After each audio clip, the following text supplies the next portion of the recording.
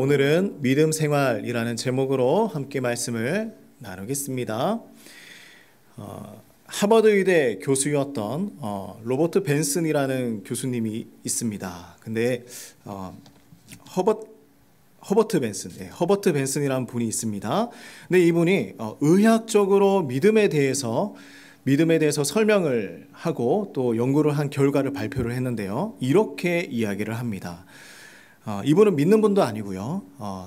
예수님을 잘 알고 있는 사람도 아닙니다. 그냥 한 의대의 교수입니다. 자, 이렇게 얘기를 합니다. 두통을 없애준다. 협심증을 제거한다. 창조력을 증진하고 중풍을 예방한다. 혈압 감소하고 고혈압을 치료한다. 암 치료에 유익하며 공포에 대한 충격을 완화시켜준다. 콜레스테롤 함량을 낮춰주고 근심으로 발생하는 설사, 구토, 변비, 불안, 우울병, 스트레스를 해소해준다. 마음의 평안과 감정의 균형을 가져준다. 무슨 만병통치약처럼 이렇게 이야기를 하고 있어요. 근데 그가 이 이야기를 하고 난 다음에 기록한 내용이 있습니다. 이렇게 얘기를 합니다. 나는 결코 종교나 철학적인 것에 관심을 지닌 사람은 아니다. 그러나 과학적으로 고찰한 바에 의하면 믿음이라는 이 현상이 위에서 열거한 것과 같은 의학적인 효능이 있음을 밝혀내었다라고 이야기를 하고 있습니다. 한 하버드 의대의 교수가 세상의 사람이 믿음이라는 것을 이렇게 연구하고 발표를 했습니다.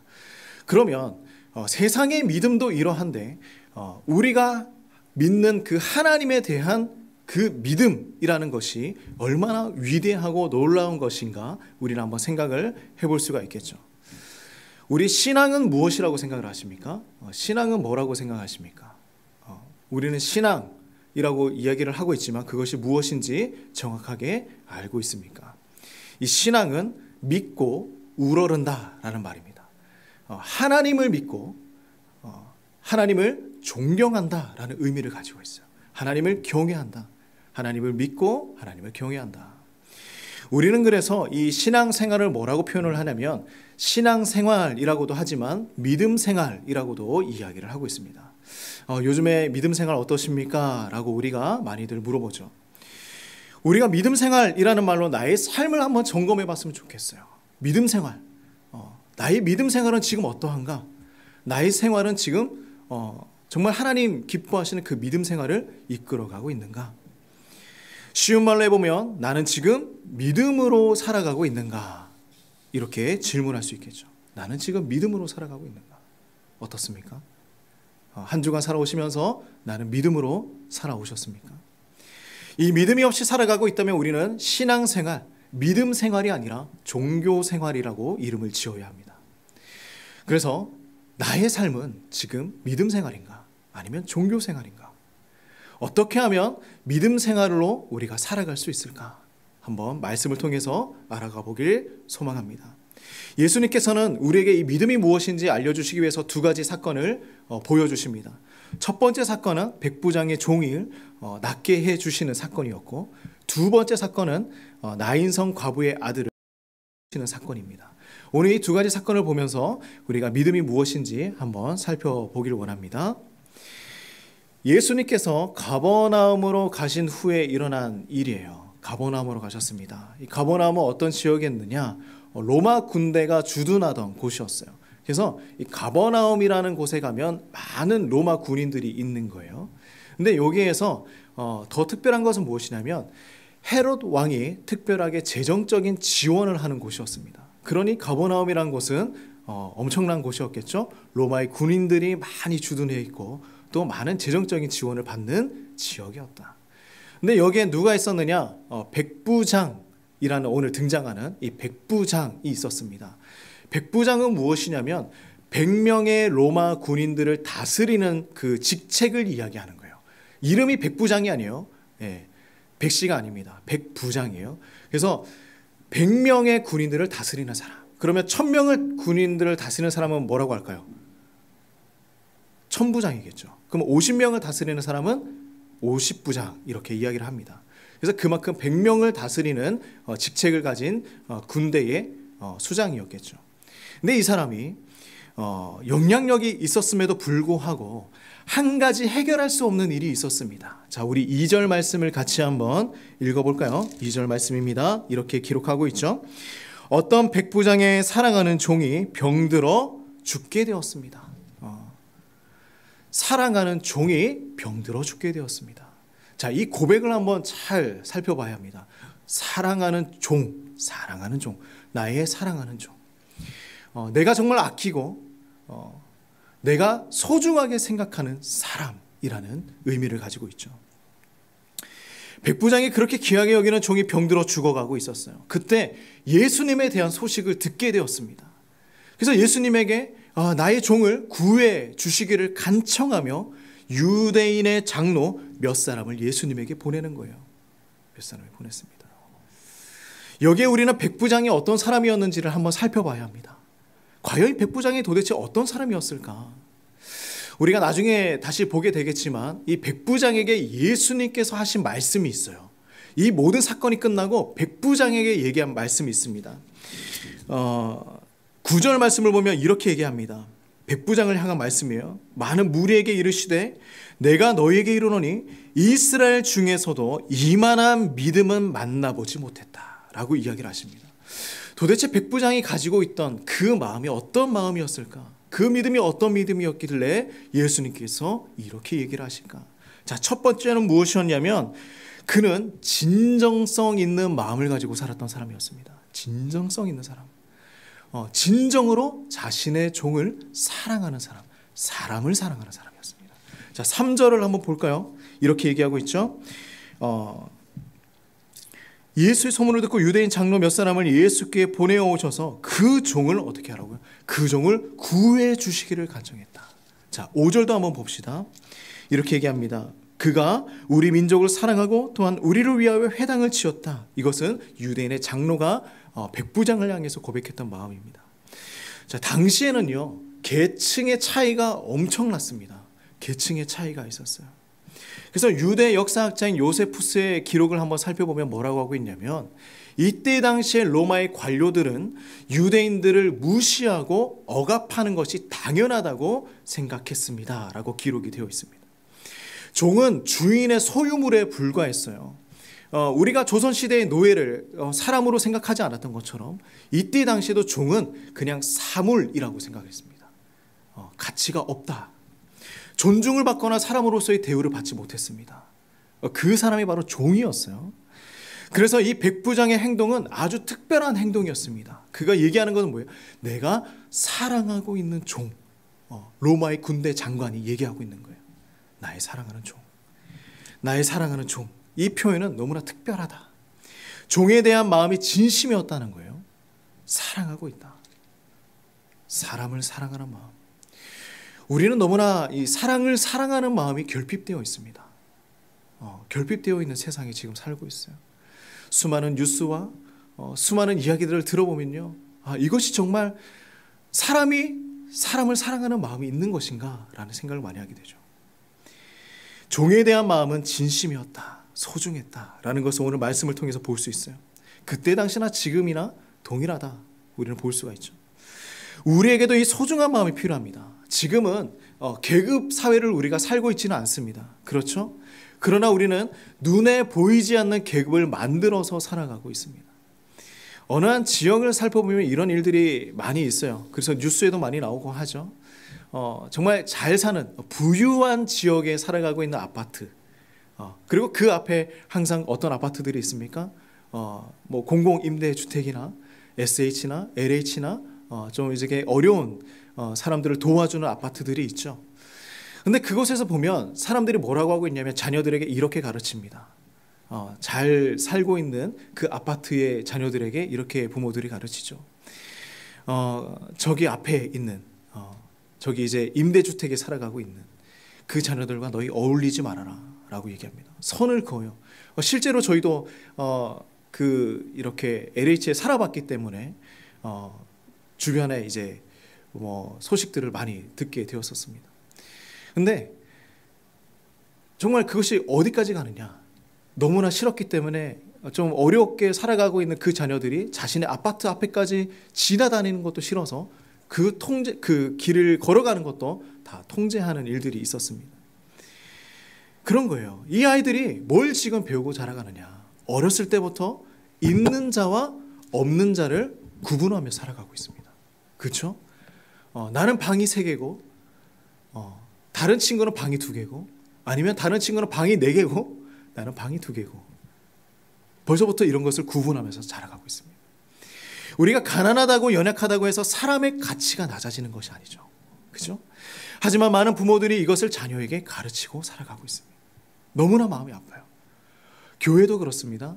재정이 있는 사람과 없는 성도를 구분하면서 바라봅니다. 성도도 그렇고요. 목회자도 그렇습니다. 사람이 사람을 품는 법을 가르쳐야 하는데 지금 무엇을 가르치느냐? 구분하는 법을 가르치고 있는 거예요. 이것은 분별이 아닙니다. 분열이에요. 우리 이렇게 살아가고 있지 않습니까? 실제로 우리가 그렇지 않더라도 많은 이야기들을 그렇게 들으며 살아가고 있지 않습니까? 사람을 사랑하는 법을 먼저 배워가는 우리 모두가 되길 소망합니다. 사람을 사랑해야죠. 그래서 이 백부장이 했던 이 행동은요, 로마 시대에 얼마나 놀라운 일인지 모릅니다. 무시당해야 당연한 것이고 가치 없게 여겨져야 당연했던 그 종을 그는 지금 사랑하고 있다라는 거예요. 그죠? 예수님의 마음이 지금 백부장에게 있는 것입니다. 자, 두 번째도 한번 봅시다. 백부장의 모습에서 발견할 수 있는 두 번째의 모습은 무엇이냐면 겸손한 마음이에요. 이렇게 겸손할 수 있을까? 우리 6절 말씀을 한번 볼까요? 6절 말씀 읽어보겠습니다.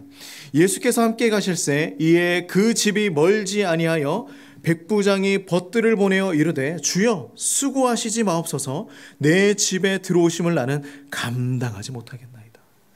자, 어떻게 보면 버릇없어 보일 수도 있습니다. 그죠? 그런데 사람들을 보냈어요. 백부장이 벗들을 보냈어요. 친구들을 보냈습니다. 이유가 무엇이었냐면 백부장이 나도 너무나 부족한 것이 많아서 예수님을 만나보기도 너무나 어렵다라는 거예요. 그만큼 나는 아무것도 아닙니다라는 표현을 지금 하고 있는 것입니다. 그리고 심지어 더 나아가서 예수님이 우리 집에 오는 것도 나는 감당하지 못하겠습니다. 내가 주님 앞에 나아가는 것도 감당하지 못하겠고 주님이 나에게 오는 것도 지금 감당하지 못하겠습니다. 대신하여서 그 친구들을 보낸 거예요. 내가 예수님 앞에 설 수 없는 사람이기 인정했기 때문이었습니다. 이때 당시에 뭐라고 하고 있냐면 이 장로들을 먼저 보냈잖아요. 유대인의 장로가 로마 군대 장관, 자신들을 지배하고 있는 그 백부장을 고백하는 내용들이 바로 이거예요. 뭐라고 하고 있냐면 이 백부장은 우리 민족을 사랑하는 사람입니다. 그렇죠? 지배를 당하던 사람들이 지배하고 있는 그 장수를 위해서 대변해주고 있어요. 그는 우리 민족을 사랑하는 사람이에요. 그리고 우리를 위해서 회당을 지어줬습니다. 이게 놀라운 고백이지 않습니까? 너무나 잘 섬기고 그들을 위해서 많은 일을 했지만 그것 가운데서도 뭐라고 하고 있냐면 나는 정말 가치가 없는 사람입니다. 예수님 앞에 나아갈 수 없습니다. 감당하지 못하겠습니다. 우리는 이 자격이 없다고 하는 겸손의 마음이 필요해요. 이때 우리에게 주시는 것은 무엇이냐면 은혜입니다. 은혜. 하나님의 은혜는요, 긍휼을 구하는 사람에게 주어져요. 우리 다 알고 있지 않습니까? 백부장이 아무리 이렇게 얘기한다고 할지라도 예수님은 이 백부장에게 은혜를 베풀어 줬다라는 것을 우리는 잘 알고 있죠. 교만하여서 이 모든 것들이 당연하다고 생각하는 사람에게는 은혜가 없어요. 그러나 주님 앞에 나아가서 나는 정말 감당하지 못하겠습니다. 주님을 만나는 것도 주님께서 나에게 오는 것도 감당하지 못하겠습니다. 그 고백을 하고 있는 것이죠. 우리는 자격이 없습니다. 백부장은 여기에 더불어서 이렇게 고백합니다. 백부장의 모습에서 발견할 수 있는 세 번째 모습은 무엇이냐면 바로 이거예요. 예수님이 나의 무엇이다? 주인이시다. 예수님이 나의 주권자이시다. 자, 7절 말씀이에요. 뭐라고 하고 있어요? 7절 말씀 우리 같이 한번 보겠습니다. 그러므로 내가 주께 나아가기도 감당하지 못할 줄을 알았나이다. 말씀만 하사 내 하인을 낫게 하소서. 자, 8절도 한번 볼까요? 나도 남의 수하에 든 사람이요 내 아래에도 병사가 있으니 이더러 가라 하면 가고 저더러 오라 하면 오고 내 종더러 이것을 하라 하면 합니다 라고 고백을 하고 있어요. 백부장이 예수님을 향해서 뭐라고 하고 있냐면 내가 죽게 나아가기도 감당하지 못한다. 주라고 표현을 하고 있어요. 주다. 나의 주인이시다. 나의 주권자이시다. 나도 나의 그 부하들에게 가라 그러면 가고 그 부하들도 오라 그러면 옵니다. 그런데 뭐라고 하고 있습니까? 나도 그렇게 하는데 제가 어떻게 예수님을 가라 오라 할 수 있겠습니까? 주님은 나의 주권자이십니다. 우리도 하나님께 기도할 때에 이런 경외함이 필요합니다. 이런 경외함이 필요해요. 내가 예수님을 어떻게 생각하느냐. 우리가 너무 쉽게 생각할 때도 있죠. 예수님을 너무 쉽게 생각할 수 있습니다. 기도할 때에 그냥 기도하고 편하게 기도하고 끝날 때가 있어요. 백부장이 이렇게 고백할 수 있었던 것은 예수님이 어떤 분인지 그는 분명하게 알고 있었기 때문이에요. 예수님이 주님이시고 나의 인생을 분명하게 이끌어 주실 주권자이심을 그는 고백하고 있었던 것입니다. 예수님 앞에서 우리가 이러한 모습이 필요합니다. 자, 그래서 우리가 살아갈 때에 중요한 것이 있어요.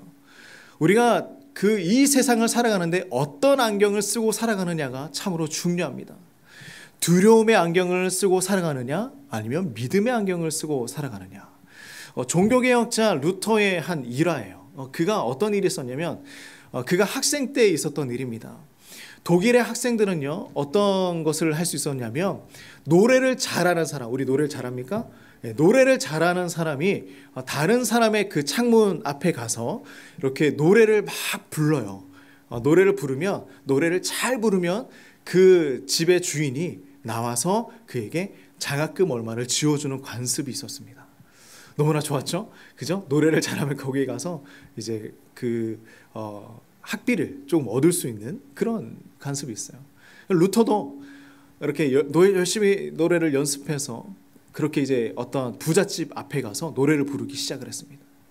그런데 창문을 누가 그때 활짝 열면서 얼굴이 험상궂게 생기고 아주 덩치가 큰 사람이 냅다 뛰어나오기 시작을 한 거예요.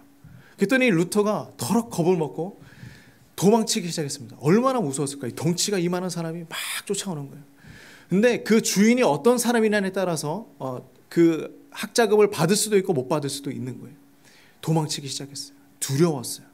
그래서 어떠한 곳에 가서 벌벌 떨고 있었습니다. 근데 이 주인이 어떻게 했을까요?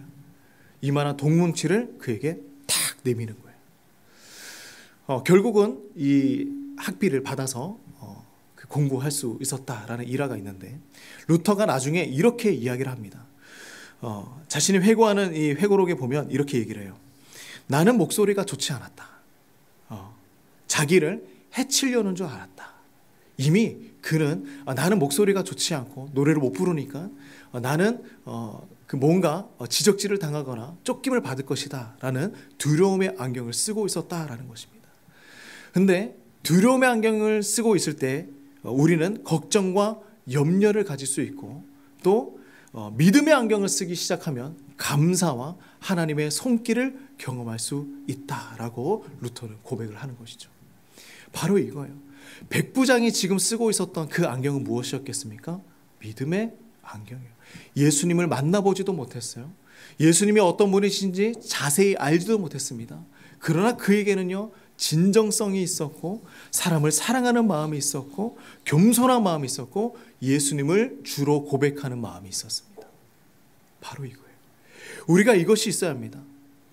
예수님을 우리가 생각할 때에 우리가 그 마음이 있어야 하는 것이죠. 자, 백부장은 이 마음이 있었기 때문에 9절 말씀, 예수님이 백부장을 향하여 고백한 말씀이 있습니다. 자, 우리 9절 말씀을 같이 한번 보겠습니다. 9절 말씀이에요. 예수께서 들으시고 그를 놀랍게 여겨 돌이키사 따르는 무리에게 이르시되 내가 너에게 이르노니 이스라엘 중에서도 이만한 믿음은 만나보지 못하였노라 하시더라. 아멘. 물론 백부장의 종은 이미 다 나아 있었어요. 그죠? 그 뒤에 말씀을 보면 이미 백부장의 종은 나았습니다. 예수님에게 들은 칭찬 중에 이만한 칭찬이 있겠습니까? 제자들도 들어보지 못한 칭찬이었어요. 예수님은 놀라워했습니다. 감탄했어요. 야, 이스라엘 모든 사람들 중에 이만한 믿음이 있느냐. 이만한 믿음을 만나보지 못했다. 이 백부장의 믿음이 진짜라는 거예요. 참되다. 진짜다. 한 가지 사건을 더 살펴봅시다. 예수님은 백부장 사건이 있은 후에 나인이라는 성으로 가셨습니다. 제자와 많은 사람들이 동행해요. 성문 앞에 이제 다다를 때가 됐는데, 이때 보니까 수많은 사람들이 한 그 죽은 사람을 메고 그 성문 밖으로 나오고 있었습니다. 그리고 거기에는 한 여인이 있었어요. 근데 여기 보니까 죽은 사람은 이 어머니의 아들이고, 이 어머니의 아들은 이 어머니는 과부였습니다. 예수님은 이 과부를 보시면서 이렇게 얘기하는 거예요. 우리 13절 말씀인데요. 같이 한번 봅시다. 주께서 과부를 보시고 불쌍히 여기사 뭐라고 하십니까? 울지 말라 하십니다. 울지 말라. 나오는 사람을 보고 그냥 그 과부를 보고 울지 말라 얘기하시죠. 울지 말라. 마치 주님이 저에게 말씀하시는 것 같아요. 울지 말라. 울지 말라. 근데 가만히 말씀을 살펴보면요, 그 누구도 예수님에게 요청한 사람이 없었어요. 그렇지 않습니까? 그 누구도 예수님에게 나아가서 요청한 사람이 없었습니다. 그 여인과 함께 나온 사람들, 그리고 수많은 사람들, 이 여인조차도 예수님에게 도움을 요청한 사람이 없었어요. 없었어요. 예수님 도와주세요. 없어요. 근데 주님은 그냥 그들을 세워놓으시고 그 여인에게 다가가서 울지 말라라고 말씀하시는 거예요. 우리가 가만히 이 말씀을 한번 살펴봅시다. 백부장의 경우에는요, 예수님에게 나아갔어요. 그리고 이 나인성의 과부의 경우에는요, 예수님이 이 여인에게 다가오셨습니다. 바로 이거예요. 우리가 홀로 울고 있을 때 주님은 그저 지나쳐가지 않으신다. 너무나 힘들고 마음이 낙심되고 울고 있을 때가 있습니다. 그때 주님은 우리를 찾아오시는 거예요. 일어나지 못할 때가 있죠. 너무나 절망적일 때도 있습니다. 기도할 힘이 없어서 기도 못할 때도 있어요. 그렇죠? 솔직히 그렇지 않습니까? 그때 예수님 다가오셔서 울지 말아라. 그러면 우리는 무엇을 해야 되냐? 거기에 대해서 반응하면 되는 겁니다. 거기에 대해서 울지 말라 하실 때, 네, 예수님, 이렇게 하면 됩니다. 예수님께서 찾아오셔서 내 손을 한번 잡아봐라. 네, 주님 잡겠습니다. 나에게 와라. 네, 가겠습니다. 기도해라. 네, 기도하겠습니다. 예수님 앞에서 고집 부릴 필요가 없는 거예요. 자존심 세울 필요 없는 겁니다. 그냥 하면 되는 거죠. 울지 말라고 하실 때, 네, 주님 한마디면 되는 거예요. 그러므로 우리의 믿음은 무엇이냐면, 우리가 찾아가야 할 때도 있지만 예수님께서 먼저 찾아오실 때도 있습니다. 그러니까 여기에 대해서 반응하는 것이 바로 믿음이에요. 이게 믿음입니다. 믿음은 주님이 찾아오셔서 나에게 주시는 선물입니다. 내가 정말 어렵고 힘들 때에 찾아오셔서 나에게 믿음을 주시기도 하고, 내가 너무나 힘들고 어려워서 이 문제를 해결하기 위해 주님을 찾아가는 것도 믿음이라는 것이죠. 우리는 때로 믿음이 아닌 실망을 줄 때도 있습니다. 그러나 하나님은 우리에게 실망을 주지 않으시죠. 언제나 신뢰를 주시고 믿음을 주신다. 그러므로 우리가 주님께로 찾아갈 때도, 주님께서 나를 찾아오실 때도 언제나 믿음으로 반응하는 우리 모두가 되시기를 주님의 이름으로 소망합니다. 우리 백부장이 가졌던 마음, 또 나인성 이 여인에게 다가오셔서 구원해 주셨던, 믿음을 주시면서 울지 말라 하셨던 그 놀라운 그 믿음의 사건들을 날마다 기억하며 우리가 주님 앞에 나가기를 간절히 소망합니다. 자, 우리 같이 한번 기도하며 나아가기를 소망합니다. 우리 이렇게 기도합시다. 주님, 우리가 진정성이 있길 소망합니다. 그리고 겸손한 마음이 있길 소망합니다. 그리고 주님이 나의 주인임을 나의 인생의 주권자임을 고백하는 믿음이 있길 소망합니다. 그리고 우리가 주님 앞에 나아가지 못하여서 그냥 잠시 멈추어서 아무것도 하고 싶지 않을 때에, 아무것도 할 수 없을 때에 우리에게 찾아오셔서 나의 눈물을 닦아주시고 울지 말라 하시는 그 주님에게 반응하는 믿음 또한 갖길 소망합니다. 하나님, 우리에게 믿음을 주시옵소서. 나에게 진정한 믿음을 주시옵소서. 우리 같이 한번 기도하며 나가도록 하겠습니다.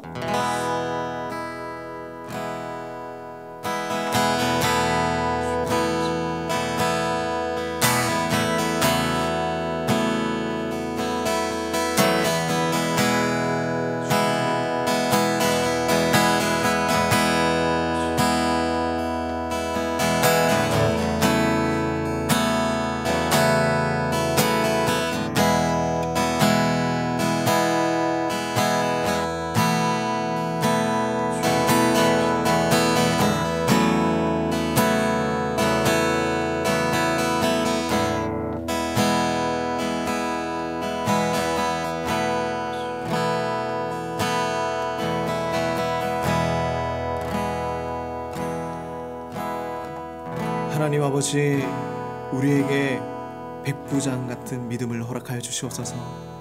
하나님, 또한 우리가 믿음이 연약하여서 가만히 멈추어서 울고 있을 때 주님 찾아오셔서 우리의 눈물을 닦아주시고 또 그 가운데서 우리에게 참 믿음을 가르쳐 주시옵소서. 우리 사랑하는 성도님들, 이 세상 가운데서 믿음으로 살아가게 하시고 하나님, 우리의 삶이 믿음 생활이 될 수 있도록 인도하여 주시옵소서. 주님을 신뢰합니다. 우리의 삶을 주관하실 것을 믿습니다. 예수님의 이름으로 기도드립니다. 아멘. 자, 우리 같이 한번 찬양하며 나갑시다. 주를 향한 나의 사랑을 주께 고백하게 하소서. 나은 주의 그 안에 살며 주를 보게 하소서. 주님의 말씀 선포될 때에 땅과 하늘 진동하리니 사랑 고백하리라. 나의 구주 나의 친구. 3절 부를까요? 온 마음으로 주를 바라며 나의 사랑 고백하리라. 나를 향한 주님의 그 크신 사랑 간절히 알기 원해. 주의 은혜로 용서하시고 나를 자녀 삼아 주셨네. 나의 사랑 고백하리라. 나의 구주 나의 친구. 나의 구주 나의 친구. 나의 구주 나의 구주 나의 친구.